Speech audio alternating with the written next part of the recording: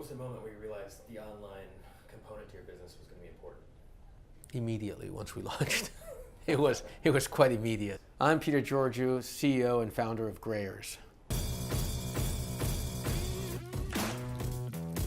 Specifically for the name Greyers, what's interesting is up until about the 1920s, 1930s, especially in the UK, in Britain, there was a great degree of conformity in terms of how everybody was expected to dress. Sometime in the 20s into the 30s, young students at Oxford and Cambridge, they decided to shed the three-piece suit. So they would put on a gray flannel pant, and then they'd take the odd jacket, a blazer, and put it together. And that was rather radical, very nonconformist for the time.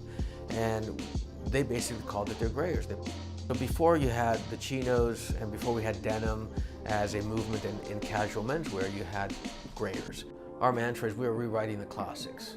I had to make a decision early on whether we go ahead and build our own in-house team to do all these wonderful things that allows us to go ahead and pursue more customers. The decision I made was it's best that it's left to a team which really knows that sector and that we could never become experts on, certainly not in a period of a few years.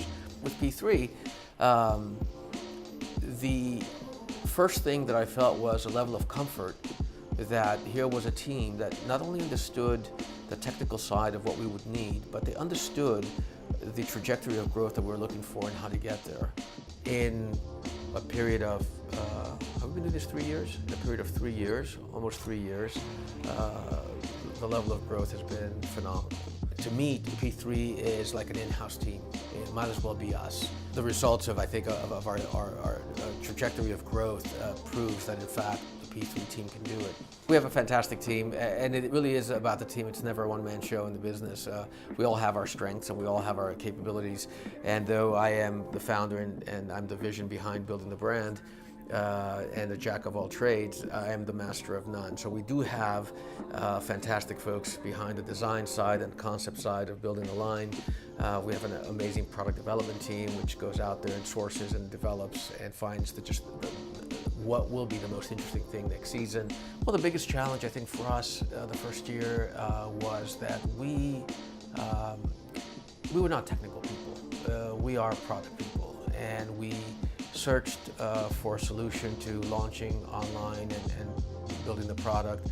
And I think we made a mistake in that we chose to go down a platform that was not very effective for us. Putting somebody on Shopify is so easy, and it's such a seamless process for us to be able to go in and make all those adjustments as non-technical people to manage our business. The rate of growth of the business, the moment we moved from the Magento platform to Shopify, it was astronomical.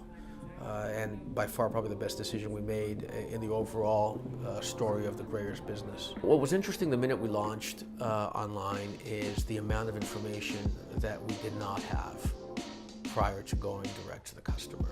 The online business is hard data. It's there. You see the trend and the lines of what's working for the line in terms of who's buying what. You can look at regional trends. You can look at return rates. You can look at customer feedback, because it's amazing how engaging customers are these days to tell you what they love and what they don't love, and how you can get better at. But the critical thing for a brand to not only to exist, but to evolve and have some level of longevity is to develop its DNA. So you have to kind of belong to something. And I think for over the 5 years that we've been doing this, we've been able to, our DNA develops into a certain range of clothing that is very identifiable. You know, you can almost spot a Greyers plaid or a Greyers item in the market. We're multi-channel. Our primary business is online and has become a significant growth vehicle for the business, by far the biggest. And of course we have our wholesale footprint, which we've been spending 4 or 5 years in developing, everything from independents and directional men's boutiques to department stores. And the third segment is bricks and mortar, our first store, our flagship store on Bleecker Street in New York, with more to come.